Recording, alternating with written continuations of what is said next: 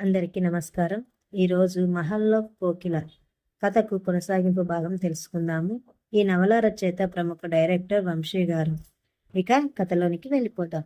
దాదాపు సంవత్సరం పాటు షూటింగ్ జరుగుతూ డబ్బు లేక ఆగిపోతూ నిర్మితమైన చరమగీతం చిత్రం ఆ సంవత్సరాంతంలో విడుదలై మొదటి 2 రోజులు ఫ్లాప్ అనిపించుకొని ఆ తర్వాత అందుకుంది. దాదాపు రిలీజ్ అయిన అన్ని కేంద్రంలోనూ సిల్వర్ జూబ్లీ. అదే 25 వారాలాడింది. దాంతో డైరెక్టర్ దేవదత్తో పాటు తక్కిన టెక్నీషియన్స్కి, ఆర్టిస్టులకి, ముఖ్యంగా కోకిలకి విపరీతమైన మార్కెట్ వచ్చింది. ఈమె చావునెలా చూస్తాను అని కూడా ఒకసారి ఆలోచించిన దేవదాస్కి ఈ వైపరీత్యం ఒక కలలా అనిపించింది కొన్నాళ్ళు. అనంతరం కోకిల సెక్రటరీగా అతనికి పని తెగ పెరిగిపోవడంతో అది కల కాదు వాస్తవం అని నిర్ణయించుకున్నాడు. సినిమాకి 2 లక్షల చొప్పున 6 సినిమాల అగ్రిమెంట్ చేసేసింది కోకిల. తను ఇదివరకు అద్దెకున్న మేడను కొనేసి చాలా మార్పులు చేయించి రాజభవనంలో తయారు చేయించింది కోకిల. ముందు పెద్ద హాలు, మధ్యలో రాత్రైతే గాజు దీపాలతో వెలిగే పెద్ద లస్టర్, దానికి చెరో పక్క 4 ఏసి పంజరాలు, వాటిలో రకరకాల పక్షులు. కాలింగ్ బెల్ పెట్టించలేదు. ఎవరైనా వస్తే పక్షులన్నీ మూకుమ్మడిగా అరుస్తాయి. రమణకుమారికి సంకేతం అది. కోకిల అభిరుచికి అభినందించాడు దేవదాస్.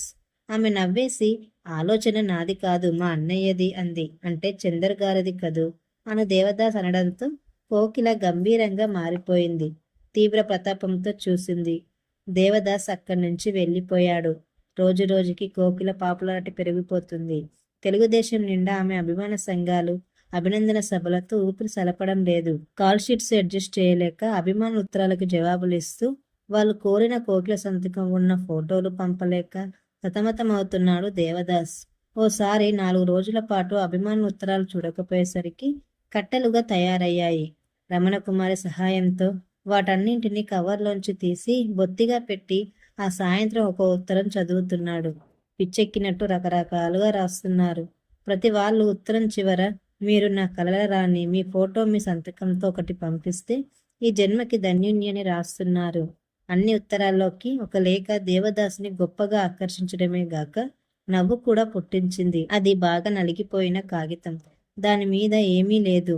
ఎవరో వ్యక్తి పేరు శివుడు అని రాసింది. అక్షరాలు కూడా తన పేరుని మట్టుకే రాయడం నేర్చుకున్న నిరక్షరాస్యుడిలా ఉన్నాయి. వాడెవడో పిచ్చివాడులాగున్నాడని మరోసారి నవ్వుకుని ఆ కాగితాన్ని చింపి డస్ట్బిన్లో పారేశాడు. బీచ్ నిండా జనం. బీచ్ దాటితే జలం.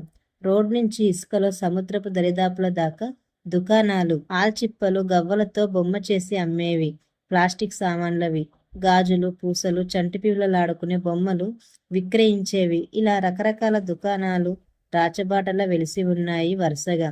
వాటి చుట్టూ గుంపులు గుంపులుగా రంగురంగుల బట్టల్లో రంగురంగుల జనం. కళ్ళ ముందు చీకటి చిక్కబడిపోతుంది. దుకాణాల వాళ్ళు పెట్రోమాక్స్ లైట్లు వెలిగిస్తున్నారు. గాలి యవ్వనంలో ఉన్న అమ్మాయి పల్చటి పైటలా చెలరిగిపోతుంది. మీ నయనతార కోకిల మీద ఒక గాసిప్ నీ చేత రాయించాలని ఉమలాట పడ్డాను దేవదాస్. కానీ ఆ గాసిప్లో నీ పాత్ర కూడా ఉండటం వల్ల నేనే రాద్దామని నిర్ణయించుకున్నాను. కెరటాలకి కాస్త దగ్గరగా కూర్చున్న తిలక్ అన్నాడు. ఏమని రాస్తావు? ఏం లేదు, గాసిప్ అంటే ఊహాగానమేగా. కోకిలకి నీళ్ళొచ్చాయి. సహజమైన యవ్వన తాపంలో మగ్గిపోతూ ఉంటే ఆమెకి ఏ మగాడి రుచో తగలకుండా ఉంటుందా అని నా అనుమానం.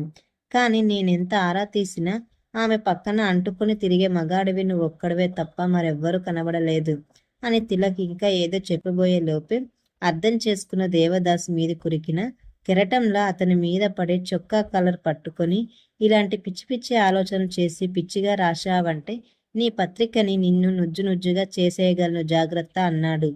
దేవదాస్ వార్నింగ్కు కాస్త కంగారు పడ్డ తిలక్, ఎందుకయ్యా అంత ఆవేశం? ఏదో క్యాజువల్గా అన్నాను అంతే. అయినా ఇలాంటి కట్టుకథలు నేను రాయకపోయినా మరో పత్రికవాడు రాసి తీరతాడు, చూస్తూ ఉండు అని పక్కన నవ్వేశాడు. దేవదాస్ అనుకున్నాడు, నిజమే, ఈ తిలక్ స్నేహితుడనే ఫీలింగుతో తన మీద రాయడు. అతని సంగతి తనకి బాగా తెలుసు. ఆపదలో ఆదుకున్న ఆప్తుడతను. కానీ మరో పత్రికవాడు రాయకుండా ఉంటాడా? లేదు. రేపటి నుంచి ఆమెతో అంత చనువుగా తిరగడం తగ్గించాలి, లేకుంటే ఆమెకే ప్రమాదం అని అనుకున్నాడు దేవదాస్. సుండల్ కుర్రాడొచ్చాడు. 2 పొట్లాలు కొని దేవదాస్కు ఒకటి అందిస్తూ అన్నాడు తిలక్. సరే గాని మీ కోకిల దశేమిటయ్యా? ఇలా వెలిగిపోతుంది శుక్రవార దశలా? ఎందుకలా అడుగుతున్నావు? ఆమె కవర్ పేజీ వేస్తే చాలు పత్రికలు హాటుగా అమ్ముడైపోతున్నాయి. వచ్చే వారం మన పత్రిక ముఖచిత్రం కూడా ఆమెదే. ఈ మధ్యకాలంలో అన్ని తరాల ప్రేక్షకుల్లో ఇంత క్రేజ్ పుట్టించిన నటి లేదు. కాలమహిమ చాలా విచిత్రమైందని మరోసారి కళ్ళారా చూసి తెలుసుకున్నాను దేవదాస్. మొన్నటిదాకా అనాథల నీ దగ్గర గడిపిన కోకిల ఇప్పుడు లక్షలకి అధికారిని అయిపోయింది. ఆమె మొత్తంగా మునిగిపోయేంత పెద్ద కిరీటం ధరించింది. నన్ను అడిగితే అసలు ఈ సినిమా ఇండస్ట్రీయే అంతా. ఫోర్డు కారుల్లోనూ 5 స్టార్ హోటల్లో తిరిగే మనిషి మరో 2 నెలలకి నేల మీద సిగరెట్ దొరికే దిక్కులేక సీరియస్గా నడిచి వెళ్ళిపోతుంటాడు. బాలగంగాధర తిలక్ కూడా తన కవిత్వంలో దీన్ని మద్రాసనలేదు, మంత్రనగరం అన్నాడు తిలక్. ఇద్దరూ లేచి వరుసగా ఉన్న కొట్ల వైపు నడుస్తూ పాత పుస్తకాల స్టాల్ దగ్గర ఆగారు. కమలాదాస్ అనే రచయిత్రి ఆత్మకథ అట్ట చిరిగిపోయి కనిపించింది. దేవదాస్ ఆ పుస్తకాన్ని చేతిలోకి తీసుకుని చూస్తుంటే అంబది కాస్ కుడుంగో అన్నాడు కొట్టు దగ్గరున్న కుర్రాడు. దేవదాస్ వాడికి డబ్బులు ఇస్తే తిలక్ దాన్ని అందుకొని పేజీలు తిరిగేస్తున్న వాడల్లా నాకు గొప్ప ఐడియా వచ్చింది దేవదాస్ అన్నాడు. ఏమిటి అని కంగారు పడ్డాడు దేవదాస్. కొట్టు కుర్రాడు కూడా చిత్రంగా తిలక్ కేసి చూశాడు. తిలక్ దేవదాస్ భుజం మీద చెయ్యేసి బిగించి పద చెప్తాను అని బీచ్ రోడ్ పక్కన ఉన్న మొబైల్ వ్యాన్లో వేడి కాఫీ ఇప్పించి మంచి సిగరెట్ కొనిపెట్టి రోడ్డెక్కాడు. అతని వెనక్కి నడుస్తున్న దేవదాస్ ఏం చెప్తాడా అని చాలా ఎగ్జైటింగ్గా ఫీల్ అయిపోతున్నాడు. నిజానికి తన సస్పెన్స్ అంటే చాలా ఇష్టపడతాడు, కానీ భరించలేడు. ఆ కారణంగానే పత్రికల్లో సీరియల్స్ చదవడు కూడా. బీచ్ రోడ్డులో విక్టరీ మెమోరియల్ దాకా వచ్చేశారు. ఇందాకేదో ఐడియా వచ్చిందని కుప్పిగంతులేశావు, మరి చెప్పు అన్నాడిక భరించలేక. కోకిల ఆత్మకథని పుస్తకంగా వేస్తే ఈ టైంలో భలేగా అమ్ముడవుతుంది. ఎలా ఉంది ఐడియా? అతను అలా అనడంతోనే దేవదాస్ ఆలోచనలో పడ్డాడు. ఆమె రహస్యాల్ని కూపిలాగుదామన్న తన ప్రయత్నాలు గుర్తుకొచ్చాయి. మాట్లాడవేమయ్యా, ఎలా ఉంది మన ఐడియా? బాగుంది, సాధుగా బాగుంది అనయ్యకు, చాలా బాగుంటుంది. జనం పిచ్చివాళ్ళు దేవదాస్. ఇవాళ తెలుగుదేశంలో జనానికి కోకిల రాత్రి పగలు దీప్తించే ఒక అద్భుతమైన వినూత్నమైన తార. ఆమె ఆత్మకథని పుస్తకంగా కంటే మా ధ్వనిలో సీరియలైజ్ చేస్తే మరుసటి వారానికే పత్రిక సర్క్యులేషన్ 1,00,000కి పెరుగుతుంది. నువ్వే రాయాలి. ఈ కమలాదాస్ మై స్టోరీ అంత గొప్పగా రాయాలి. నువ్వు చెప్పింది చాలా బాగుంది తిలక్, కానీ ఆమె చెప్పదు అని దేవదాస్ అన్న దానికి చాలా తేలిగ్గా నవ్వేస్తూ, ఏ ఆర్టిస్టు చెప్తుందయ్యో తన స్వీయ కథ? కూడా తిరుగుతున్న నీలాంటి వాళ్ళు ఉన్నది లేనిది కదంబంలో కలిపి రాసేయడమే. సీరియల్ కాబట్టి కాస్త టెన్షన్ క్రియేట్ చేస్తే మరీ మంచిది. వారం వారం ఎదురు చూస్తూ చదివే పాఠకులు స్టన్ అయ్యేంతగా గొప్పగా నువ్వు అబద్ధాన్ని రాస్తే ఇంకా మంచిదే. కానీ అవన్నీ ఆమె చదివితే నన్ను దమ్మకద్రోహి అని శపించి నన్ను నమ్మినందుకు కుల్లి ఏడుస్తూ తనని తాను శపించుకుంటుంది.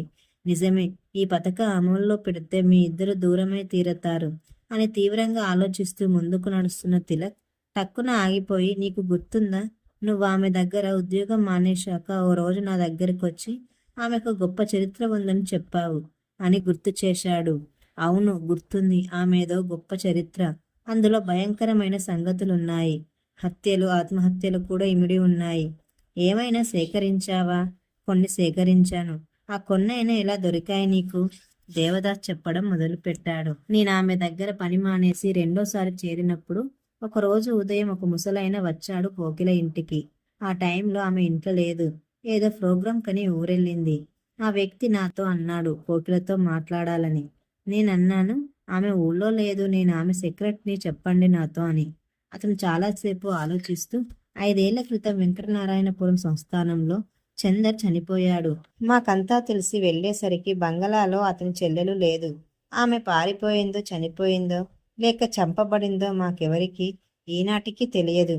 కోకిల గారిలో ఆమె పోలికలున్నాయని మా వంశంలో వాళ్ళంటే అవునో కాదో తేల్చుకుందామని వచ్చాను.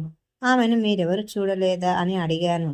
మా వంశంలో ఆడవాళ్ళని మగవాళ్ళు చూడకూడదు, అది సాంప్రదాయం.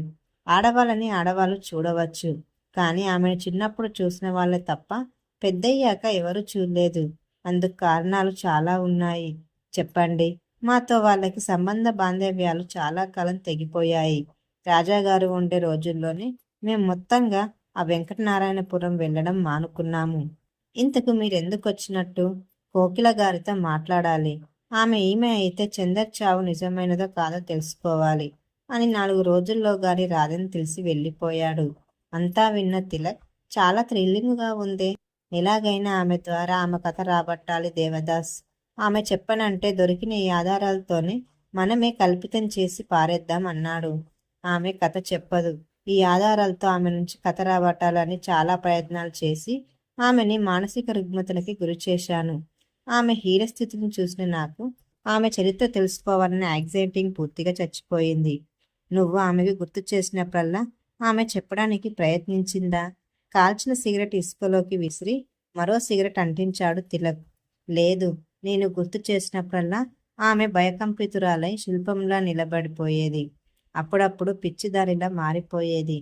తిలక్ దేవదాస్ చేయి గట్టిగా పట్టుకుని, ఎలాగైనా నువ్వు ఆమె నుంచి సాధించి తీరాలి దేవదాస్. నీకు 10,000 రెమ్యునరేషన్ ఇప్పిస్తాను అని పట్టుబెట్టాడు. డబ్బు కోసం కాదు, నేను ప్రయత్నిస్తాను అని లేచాడు దేవదాస్. ఈ కథకు కొనసాగింపుగా మరొక భాగం ఉంటుంది. ఈ కథ కనుక మీకు నచ్చినట్లయితే వీడియోను లైక్ చేయండి మరియు నా ఛానల్ని సబ్స్క్రైబ్ చేసుకోండి.